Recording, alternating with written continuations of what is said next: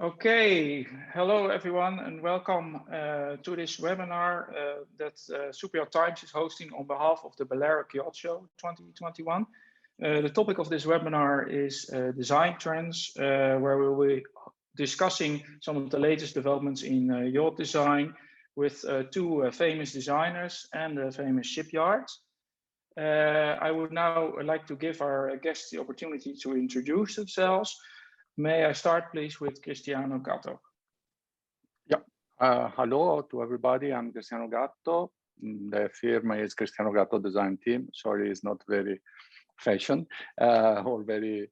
We are a design office based in the countryside of Venice, active from 2001. Okay, Luis. Hello, everyone. My name is Luiz de Basto. I am architect and yacht designer, and I'm based in Miami. We do exterior and interior design. Okay. Alberto, please. Alberto Perrone, good afternoon, everybody. Joined Lürssen 7 years ago, and I handle here mostly sales for refit of yachts. Okay, thank you all for introducing yourselves.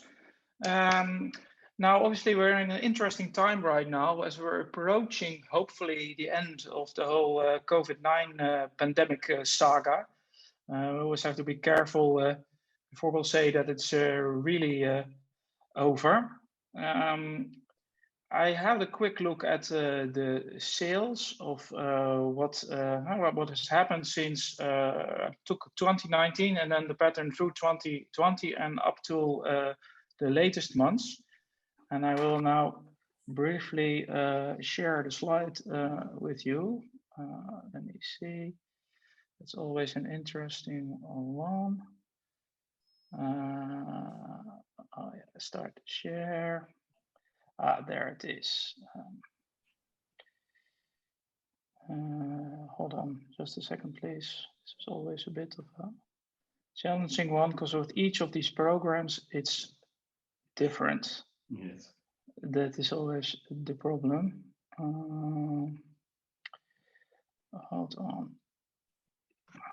I thought I had it.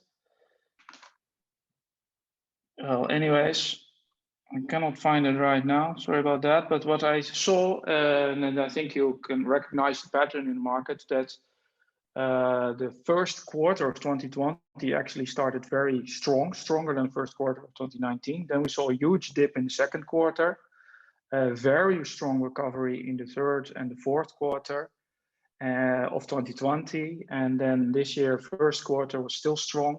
And second quarter is also looking good, although a bit more so far numbers-wise back to, well, normal, I would say, 2019 situation.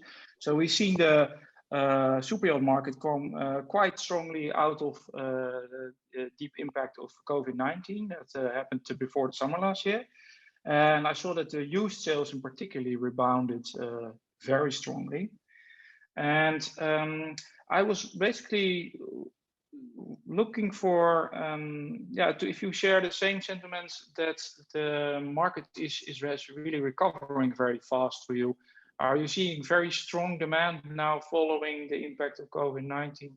Cristiano, are you now more busier than, say, a year ago or just before COVID?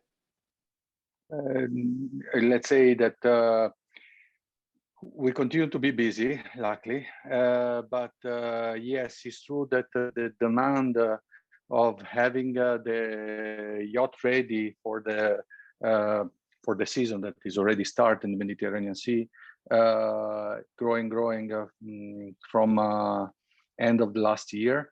We are working on different shipyards, and many of them has construction on spec, and all the boats that was available on spec for any kind of delivery during this season has been sold. And the demand for a new project with the short delivery, and we have an increase of demand at the moment of customers that was, let's say, on hold for a certain moment of time. I think that the connection between the idea of being a more private and safe place from one side. From another side, I need to admit that also, in my opinion, the US elections has influenced this movement.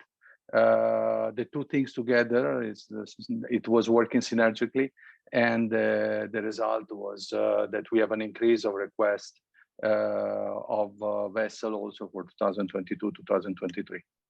Oh wow! So all spec boats sold, and yeah, people are all looking for quick delivery still, but it's difficult to get a slot soon, of course, because everything in the larger sizes certainly is sold out. Okay, thank you, Luis. Do you see a similar development? I would say so. Without analyzing the market at large, your question is interesting because just from inside my office, I have a folder with current projects, and I have another folder with prospect projects. And after December, January, the prospect folder is grown 3 times. That means we have been a lot of people asking for new concepts, new designs, and new proposals. So of course, not all of them are gonna be transformed in real clients in current projects, but a great part of them will. And I can tell you that there is a lot of more demand now this year, starting January, than it was last year, January last year, for sure. Okay. Yeah, so it's up compared to just before Yes. COVID. Yeah, that's indeed what we are seeing as well in the numbers. Now, Alberto, I know you focus on refits, and what I've seen is that's particularly indeed the brokerage market for the as we call them in our terminology, used yachts. The SuperYacht Times has recovered very well, really very strongly. Are you also seeing an increase for refit projects at Lürssen? You know, there's always also in school, there's always in the class somebody who has bad notes, right? There's always somebody who has terrible notes. Everybody has good notes. And I'm definitely the one with bad notes. The new build side, which is managed by Michael, is very fortunate, very, very active in the various facilities. And certainly the colleagues and brokers around the world tell you that they sell everything, even if it's broken and if it's old and was in stock for the longest time, it gets sold. Refit, unfortunately, does not. And I think it's tied very closely to the emotional and the emotional side of COVID. If on one side it's an emotional choice to buy new or call a designer, having survived it or having had it or having seen people and anyway having touched with hand how short life can be and how it can be in danger. On the other side, unfortunately, on the refit side, it's a very rational choice, and people don't want to give up their boats. They don't want to risk that if something happens, and now it's probably a little less than before, but there was a time that nobody knew what to expect, and so Armageddon ran away with the reserves. And I mean, we have all heard of owners that blocked themselves on boats, and people in refit postpone, they don't want to. So I am not here with, we had last year, or we were at a year and a half ago, we were in far better position than now. We are running, and there's a couple of very strong candidates and whatnot, and we have a few yachts in right now. But certainly it has been not good for us. And any refits, short things, quick things, yes, but big jobs, which is what we do, no. Okay, oh, sorry to hear that. I saw indeed that last year you had some very big projects, like Yas and Chaos was also finishing off. Those were really... We had, it was crazy. Yeah, you had some very big boats coming there. Well, then maybe yeah, they will have to bring their ship to the yard at some point anyway. Absolutely, So maybe, absolutely. yeah. So then you will probably suddenly be faced with an overwhelming demand. It's a Yes. feast or famine. Yeah. Okay, thank you for those updates. Maybe here, looking at our two designers, there has been some talk that people are looking for different things now in a yacht design compared to before the COVID started, that they would be looking for more endurance, more facilities on board, maybe more spacing on board as well. Do you recognize any of those trends in the requests that you are getting? Maybe Luis first. Yes, I think the most important, there's a lot of trends, of course, and each client's got his own mind, but and it's our job to listen to them. But there's one overall trend that we can identify, which is the looking for nature, opening the spaces to nature. More than anything else, I mean, I think the beach club and balconies and all that is part of that trend. So what I think is changing a lot in some of the recent designs we are working with is the outside decks, outdoor decks. They are really becoming important, and there is not one space outside that is not used, and that is something that owners are really interested in maximizing the use of the platform of the yacht, which of course is limited to sometimes even, you know, size of cabins are what you need to sleep, but outside is where they want to have larger spaces and congregate together. I see. Yeah, that's maybe also why I've been myself on this this Oasis 40 meter from Benetti, this RWD design, and it's also like it's all about the outside. The inside, yeah, it's okay, but it's not staggeringly different. But it's outside, outside, outside. So that is maybe also kind of a boat that is part of that trend. So intensive use of outside decks and maybe even at the expense of a bit of the inside space, if I hear you correctly. Yeah. And if I may, I think there is a larger trend. I mean, to look for larger trend is what we need to do. And I mean, a very large trend is the ocean use is actually a recent trend in the history, because it started in the late 1700s, 1800s. Because waterfront properties, waterfront areas in before were absolutely used for work, for load, for cargo, for you know, actually some areas are very bad. You know, you won't go to any place or a port or a riverfront or anything because was kind of nobody's land. And the trend started in England and then of course spread throughout southern France and Atlantic coast. And beach houses are recent phenomenon. It's 200 years, 150 years.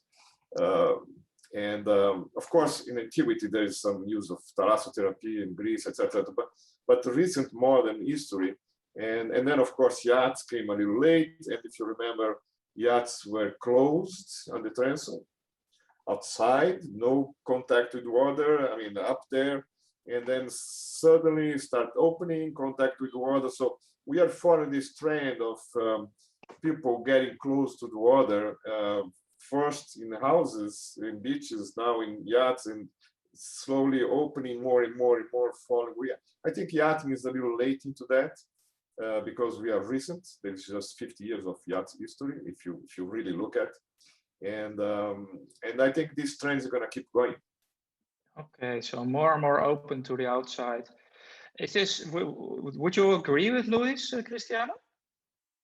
Let's say generally yes, especially on the, if we are talking about the customers who are thinking to use the boat on the Mediterranean Sea, or let's say on the coast. Now, at the moment, I'm working also a lot on the Middle East here for weather conditions. the outdoor is something that you need to look from the inside or the interior. So in a way, I can say yes, because the dimension of the quantity of glass and etc. also for the yachts that we are doing for the Middle East has increased a lot, and the view is the most important things. Let's say is the best picture that you can have, or the best artwork that you can have, is the windows to look outside. But clearly on this kind of environment, yeah, you need to have the contact with the nature, but very often with air conditioning on. Yes. Okay. Yes, I get your point. So for the that's already something that we're also touching on a bit later. Different preferences per region, indeed.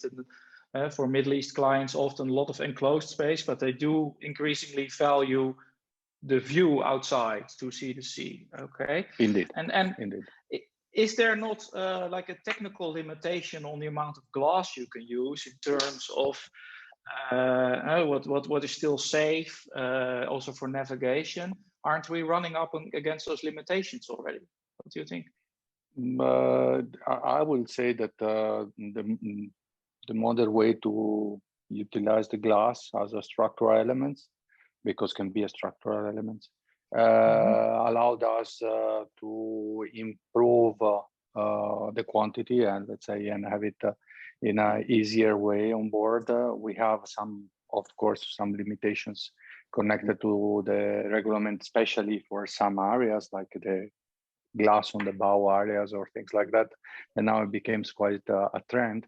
But I will say that it is a problem, but has been already solved.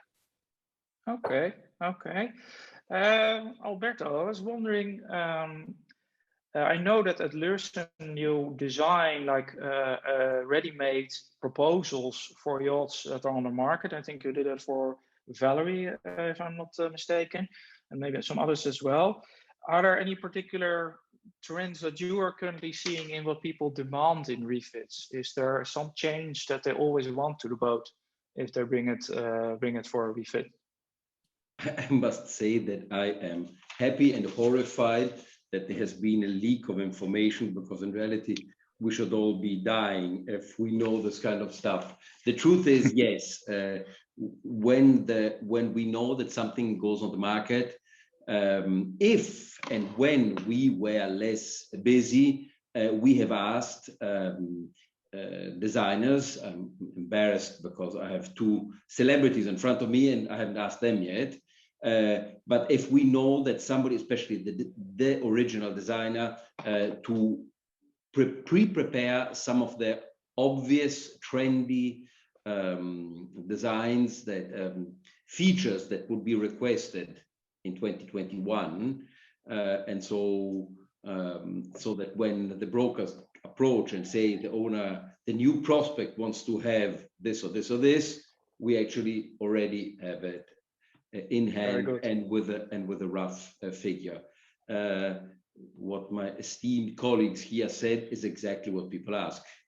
Everybody wants to be closer to the water, either see it or touch it or hear it, or we extended, made a long swim platform on a large yacht last year, which we will leave unnamed, where they have an enormous dining table on the swim platform, where basically if they lean back, they fall in the water, but that's what they wanted. So short of eating with your feet in the water, there is no, and I tell you what, I'm surprised, because there was a couple of years ago, I'm sure that Luis and Cristiano will remember that, there was a big fear of sun, mostly for skin cancer. And so there was a trend of these endless awnings and stuff like that. And somehow I have the impression that people are a little less scared now. They outside all the time. Did you guys notice? Do you feel the same? Do you see that? Yeah, if I may add something here, is that I think the trend to go outside is the glass is part of it. And we've been among the first, or certainly not the only one, but the first to use glass on a large scale on yachts. And also, just to introduce something also, is the fact that another part of the trend to go outside is larger tenders. Is all part of this, using the boat as a platform, enjoying the views, protected, of course, going outside when you need, but also the tenders. People are asking for larger and larger tenders as part of the same. I mean, it's not like you go to a place like this, our background here, and then as soon as you anchor, tender on the water, and let's explore, So this is active. Most of the owners that the clients that we have recently are very active people, and honestly, they love the ocean. So they have boats because primarily they enjoy it, which it's different maybe from 20, 30 years ago, which are more like a status symbol or something, business oriented. It still is, but I think clients today are looking for experiences and enjoying life. As you said, everything is finite. So let's just enjoy while we can, and as much as possible with friends and family. So all that is outdoors, glass, use of glass, and tenders, I think is part of this larger trend. Okay, and what I do wonder with this opening up of the yacht to the outside, if you will, and we have, of course, a similar trend running at the same time, which is a little bit linked to it, which is exploring, explorers. How does that combine then with designing a rugged exploring yacht? It means these trends to me, but then I'm not a designer, obviously. It would seem to clash a bit, like designing a yacht that can go anywhere, at the same time opening it up as maximum as possible for contact with the ocean. How does that work? Maybe Cristiano, can you say something about that? I would say that in reality, the explorer, let's say, trend, it's a long wave, because we design, personally, I designed the first one on 2009, 2010. And from that, but there was already the trend even before the first customers was looking for. I think that as everything that happened on human beings, you have action and reaction, no? More pressure or more restrictions, and the reaction is looking for more freedom or more, let's say, privacy and freedom at the same time, and more pressure to be focalized and be, let's say, fixed in a place, maybe for heavy and intensive meetings, 9 to 10 months a year, obliged, let's say, has a sort of revenge. The customer are looking for some adventure, some place different to where they was been before.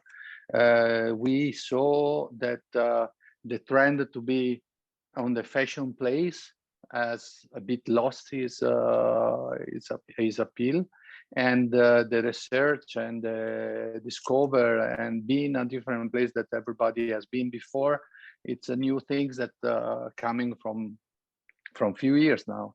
But I don't see the explorer and the connection with water opposite tendencies, but actually it's part of the same, because in an explorer you have much more toys. You can have a great scuba areas. You can have a great space for the outdoor, because when you take the toys out, you have enormous space to stay.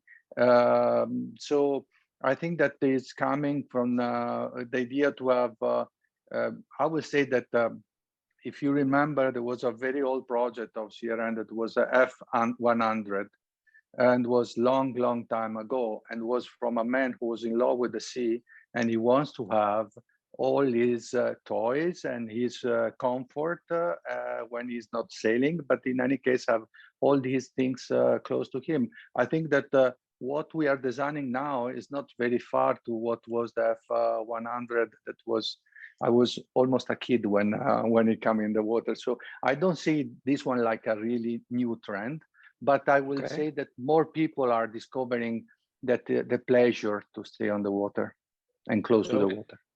It's more about going, not per se like breaking ice or whatever, but going somewhere where other people are not going, getting away from the masses. And once you're there, being able to enjoy it to the maximum. That's maybe more the kind of thing. Yeah. Okay. For my, I see at least how I see customers that are requiring to us that kind of yacht.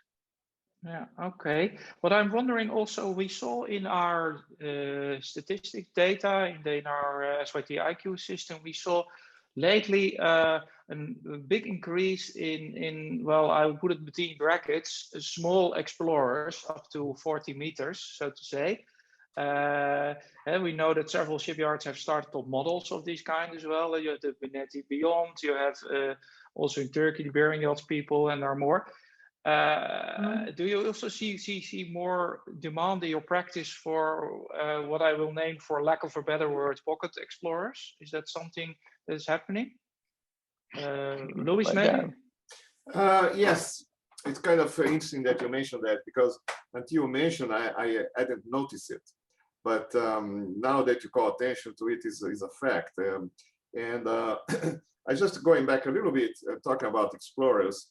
As an architect, as a designer, there are two types of explorers, and that fits on the 40 meters segment as well, which is you can have the let's say the explorer side, the service side, in the front of the yacht, and or in the back of the yacht, and that separates the yacht, the completely different explorers. And you asked before how you protect it, and so you can have all the service standards and service in the front of the yacht and make it very protected, and open up the transom side for social use. Or you can reverse it. More professional yachts, explorers, let's say, have all very extended decks on the yacht side and social areas in the front, and they tend to be close to the front to protect from, whatever polar cold, whatever they want to go. And so that is very different. They are completely different types of yachts. The one with the service in the front can be more social, can be a yacht-like. You can go to Monaco and they look like a yacht. They don't look too much like an explorer. The others are definitely explorers. They have big tenders, etc. On the yacht side. The 40-meter segment is growing because not because of any other reason, but I think it's a really good size where you can fit almost everything you need. Given the dimensions, of course, compact in many ways, but you can have everything you really want on a 40 meters that you can, let's say you can have a 40 meters that's got everything a 50, 60 meter as, smaller size, but compact and very efficient. And you can go to small ports and explore different areas. So I see also cost, because practicality, we are looking at that with some touch and go helicopters, capabilities, people want to go back and forth. So yes, we have several 40 meters yachts in the works now. Okay. Is it also something you recognize, Cristiano, this trend? Let's say that, on the Mediterranean Sea, we saw that some new shipyard come up with these segments. We'll recognize at least 2 or 3 of, let's say, owner or experienced owners who wants the boat between 35 to 42, 45 meter, below 500 GT, with a bit larger toys that in our conventional yachts, let's say conventional shape yachts, we will not be able to have. I will remember a couple of yachts that was coming up also like 6-7 years ago already with that startup these things. But I think that those one are more, if I may say, very they looks like an explorer. many of them in reality are not ready to go everywhere, but they are made to sail on the Mediterranean water. Nothing wrong with that. I just would like to divide. I think we have some yacht things. models in mind. Yes. I think I can. So yes, if we consider the Explorer like the vessel that allowed me to go everywhere, still not so common like I would love to, if I need to be honest. But looks like yes, but basically because they allowed to have much more deck space to put more toys, and that is very helpful in any sea. In the sea that I know the best is for me is the Mediterranean Sea. So I know that if you want to go around there and have a lot of gadgets, the Explorer allowed you to have more gadgets on board, also in a vessel of 35-40 meters. I get it. Okay. Now getting back a bit to refit, I was wondering. I wanted to say, I think it's wonderful how diplomatic and elegant the designers surf on the topic, when in reality, we should also say that there is an innate necessity of people to have the impression that they are explorers. Although they go to the various, look, both are smiling now, although they still go to Porto Rotondo, to Porto Cervo, to the same places with which they go with, we don't want to say brands, 50, 60, 70 feet, they go and they have the impression somewhere that they are a little bit the great explorers, as if they've been to Antarctica. Not too different, if you think about it, with this ridiculous thing of these SUVs, where people go and do the exact same thing, supermarket and football and whatnot, and now they have a car with which they could go to the Kalahari, but they go to Via Monte Napoleone. So I must say, they make me laugh a little bit, these trends that come and go. The SUVs are good to go over the curb. They're back. Instead of ruining the rims of a car, you can go over the curb. Now that's exploring, really good exploring. Sorry, Ralph, I had to say it. No, it's very entertaining, and I mean, obviously, we also want to stay away from naming shipyards, but there's indeed a difference, and I think we all recognize that between real explorers and explorer-styled yachts. And yeah, we are of course statistics people, so if it looks like an explorer, we mark it that way, because otherwise we can never find it back in our database, and then later we can take apart whether it's really an explorer or not. Yes. I was wondering, Alberto, in refit, are you also starting to see more requests to make the yachts, let's say, more environmentally conscious? Are there, when refits are demanded now, do people want changes to maybe engines or other systems to limit emissions, things like that? Is that coming up already? We did have a lot of those things a few years ago. In reality, I think many of these things go in waves, these fashions. Sustainability and eco and hybrid are wonderful words that everybody likes to put in their mouth. When they appeared at the beginning, we had many requests to do 2 days, 2 nights, at zero emission mode, shutting everything down. The truth is that refitting a yacht with a meaningful means to reduce your carbon footprint is enormously expensive. It's an afterthought, and due to the size of the batteries that we use nowadays, it's absolutely a very, very expensive maneuver. We've done it on 2 yachts. We've studied it on a number of them, but we've done it on 2. But if you want to do it effective, you have to lose a cabin. You have to lose a cabin. Yeah, you can't do a mid-sized job in order to feel a real benefit and be able to do, for example, 1 night with engines and generators off. You have to make such drastic changes that that at this point it's very difficult and extremely impractical. If you want to do that, you're better off doing something else, which actually connects a little bit with what Luis and Cristiano said on the Explorer world, which is converting. When you convert and you buy one of the many real explorers, by the way, that have been out at sea for other service, then you have spaces, and then you can do really important things in that area. But otherwise, okay, that's an interesting point. A lot less. Yeah, and maybe for both gentlemen designers, on new builds, are you getting requests to accommodate, let's say, hybrid propulsion forms, so diesel and battery banks, that kind of thing, and how is that impacting your design? Is it difficult to fit it in on the new builds? Maybe Cristiano, can you say something about that?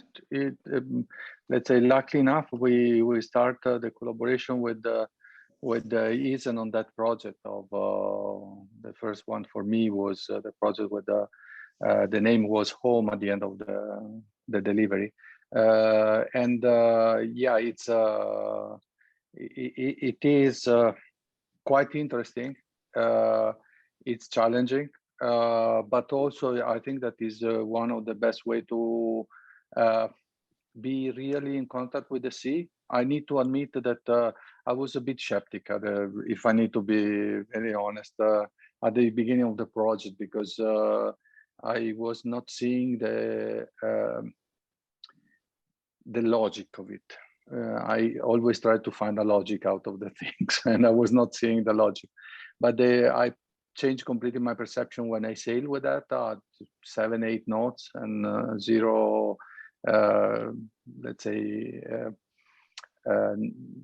much less noise and vibration, of course, and also the perceptions to. For one time, I was in a yacht that looked like almost a sailing yacht, because you have the perception of just feeling the sea and the wind. And so I became, I fall in love with that. And any times that I'm starting a new project, I always try to implement or to push the boundaries and the client's pocket to arrive to have it on board. Unfortunately, I'm totally agree with Alberto. The biggest problem is that up to date, we still have a lot of problem of volume, and about another subject that is a bit delicate, but I haven't get it completely. That is the durability of the battery for medium long time, let's say in timing. So you don't get exactly, okay, you have a big investment at the beginning, but you don't know that investment, how long he will remain a good investment for the vessel, because the experience is too short still. And clearly when you go to larger project, clearly and so the amount becomes important. The clients start to look at you and say, are you really sure that this one is something that really is good for us? So I think that one of the things that we're looking forward is to have a bit more of experience on timing, to see how it is, what is the time life of the battery that we are using, what is I was talking with a client, friends was involved on the Sirius project below 24 meter, and the idea to use the electric there. When you buy an engine, and you know that engine is on board, and that engine will has after 2 years or 3 years has that value, because having done 3,000, 5,000, 8,000 hours, you can determine the value of that. But with a package of batteries, what will be the remaining value after 5 years of that vessel? So the second-hand market and the value on medium long term of the vessel with the electrical power This one is the incognito at the moment, and we all of us in the industry, we don't know where we are touching, where we will going.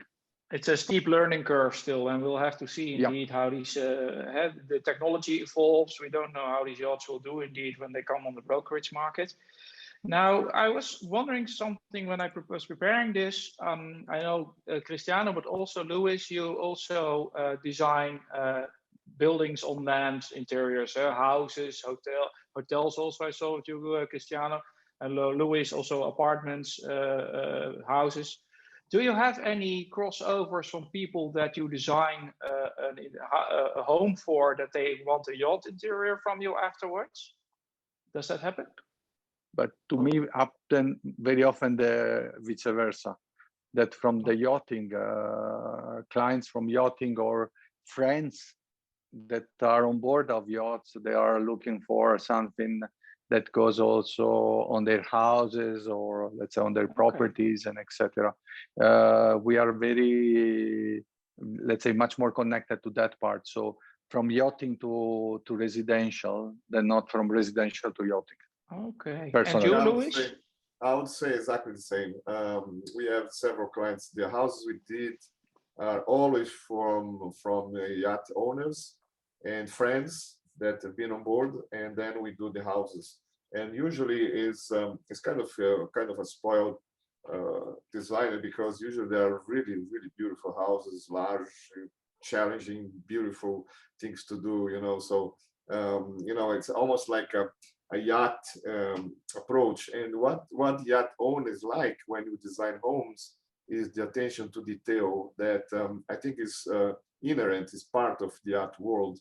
This, we go to the minimum details on board, and some I don't want to generalize, but they like that on their houses, that everything is covered, everything is detailed. Okay, cool. And we have time for just one more question before I have to close. Something not to do with environment at all, or maybe it has. Fast yachts. Yeah, some years ago we saw a lot of fast yachts towards before the previous crisis, zeros, and it seemed to come a bit quiet. And now, if I look at the yachts under construction, I see a little bit of a comeback of fast yachts. We see Overmarine revamping their portfolio. Baglietto has a few new ones. Hazen has this massive Cosmos, which will also run 29 knots. Do you see some returning demand for fast yachts in your practice? Maybe Cristiano? Yes, it is. Let's say with the, we have done, or let's say the market has done a great jump on efficiencies of the engines and et cetera, on the last, I would say 6 to 7 years. And so we have done this curve as I started doing fast yachts, and I was deeply involved on the Italian fast yachts market for more than 10 years. And yes, there was this trend and it's come down. And now we see again that we are not talking for the new project. None of them are really displacement, but we're talking about fast displacement or semi-fast displacement or whatever you want to call it. That something that touch the barrier of the 2021 is the minimum discussions of the new project that we have on the design board at the moment. So yes, there is a precise request. Okay. Maybe also because customers wants to be from point A to point B fast enough if they need to. In a fast world, I think that a fast vessel still has an appeal. Okay, I have to round it up here. Now, I was going to say that we are also in the very preliminary stages of a design that I can just say it's very, very fast, very, very big.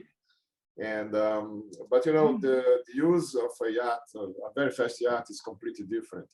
And what people expect is a totally different approach, and which is very challenging, very interesting.